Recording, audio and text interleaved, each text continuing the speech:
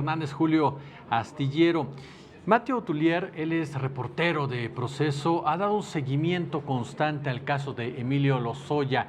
Hoy nos acompaña vía telefónica. Mateo, ¿cómo estás? Muy buenas tardes. Hola, muy buenas tardes. Oye, finalmente detenido Emilio Lozoya en Málaga. ¿Qué implicación le damos a este tema? Pues mira, por fin podríamos decir, ¿no?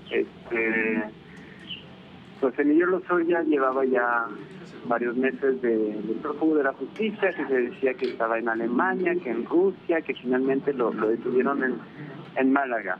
¿Por qué es relevante? Porque pues recordarás que el nombre de Lozoya suena a todos los actos a muchos actos de corrupción que se llevaron a cabo durante el sexenio pasado de Enrique Peña Nieto. ¿Y por qué es relevante? Porque primero hay oportunidad de extraditarlo a México para que aquí enfrente los cargos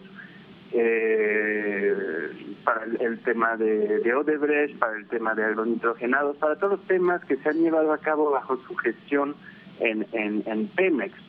¿Por qué podría ser interesante? Además, porque el abogado Javier Coello Trejo, cuando empezó la persecución contra Lozoya, Javier Coello ya había anunciado que él daría a conocer mucha información sobre la Secretaría de Hacienda a cargo de Luis Videgaray Caso y de la presidencia de la República, de Enrique Peña Nieto.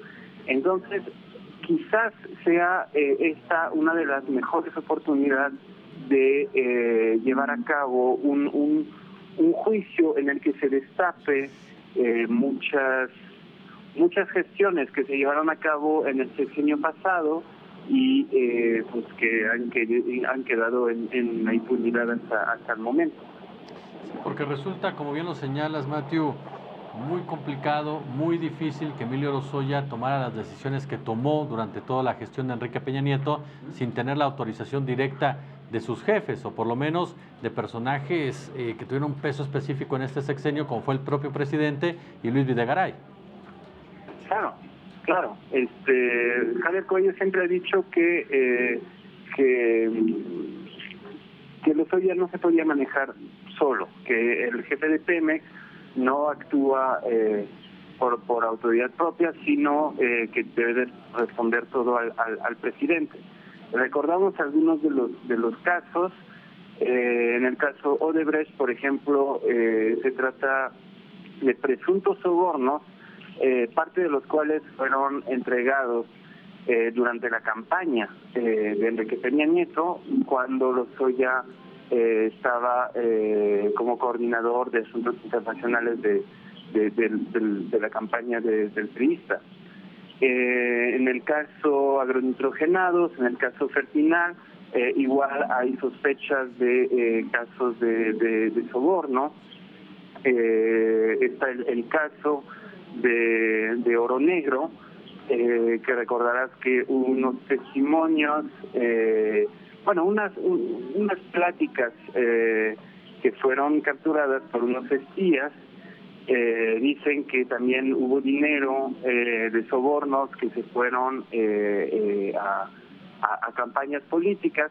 O sea, aquí es interesante porque quizás por primera vez este personaje va a poder enfrentar la justicia y darnos claridad, ¿no?, sobre exactamente qué pasó ahí, porque estamos hablando de montos multimillonarios, probablemente desviados al menos durante su gestión al frente de Pemex.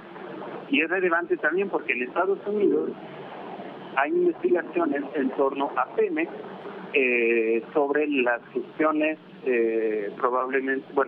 supuestamente irregulares que se llevaron a cabo durante el sexenio de Peña Nieto y que podrían costar mucho dinero a Pemex. Entonces, yo creo que es una oportunidad de tener un poquito más de claridad y de que ya al fin los protagonistas de estas historias hablen, ¿no?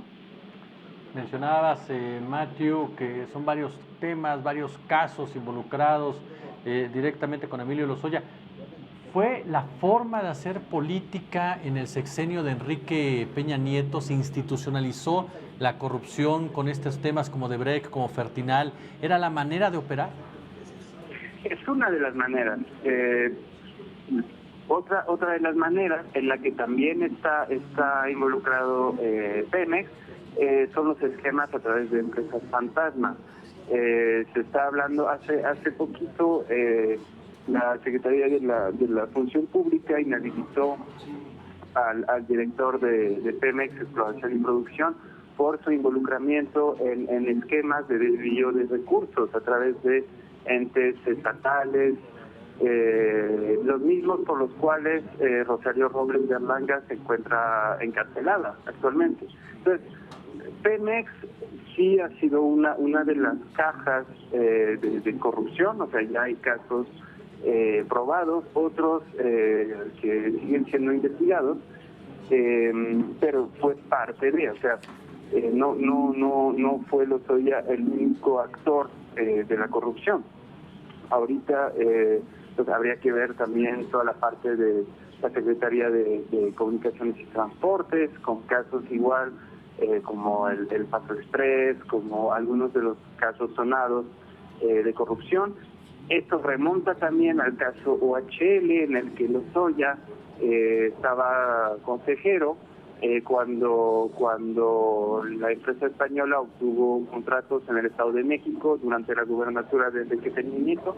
Entonces, sí fue una de las maneras de hacer negocios, de hacer política, pero no la única. Entonces, podríamos esperar que esto sea uno de los casos que permitirían entender cómo fue el sistema Enrique Peña Nieto. Otro caso sería el de Juan Ramón Collado, que también está siendo investigado y que era el abogado de Enrique Peña Nieto, con sospechas de triangulación de dinero a Andorra.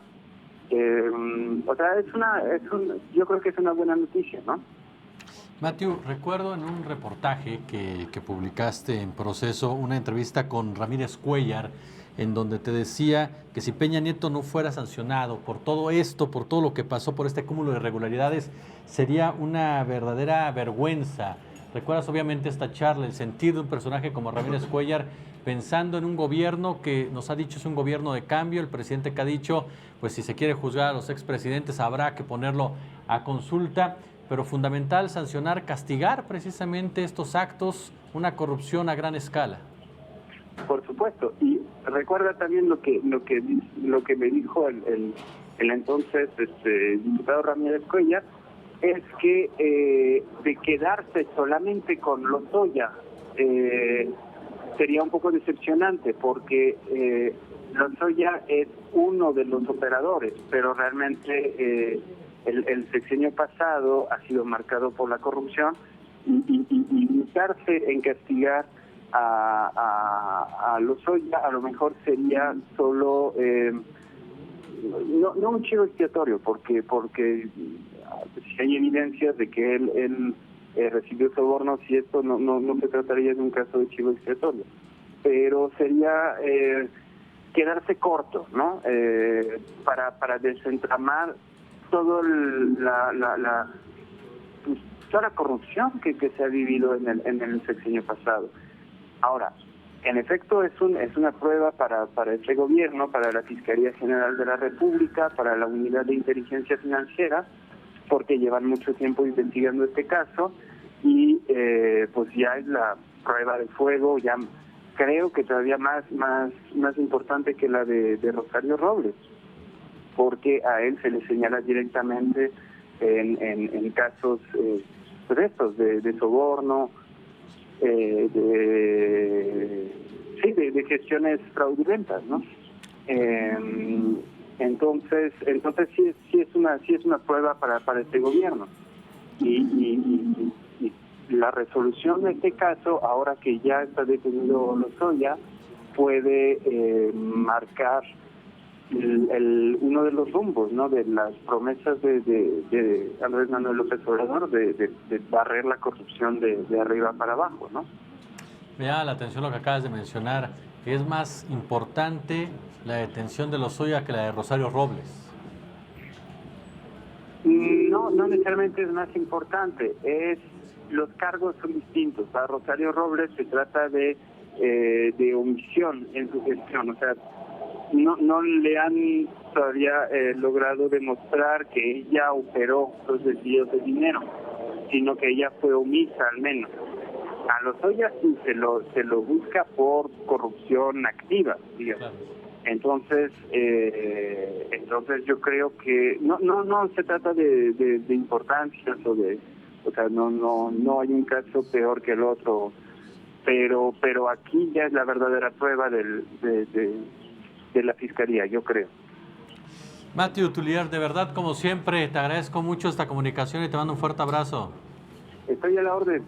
Gracias, gracias Matthew Tullier, que efectivamente usted lo puede leer cotidianamente en Proceso y que ha tenido una investigación profunda de toda esta forma de operar, de esta manera de actuar del gobierno de Enrique Peña Nieto, que costó miles y miles y miles de millones a usted y a mí, porque saquearon el erario. Eso fue lo que hicieron.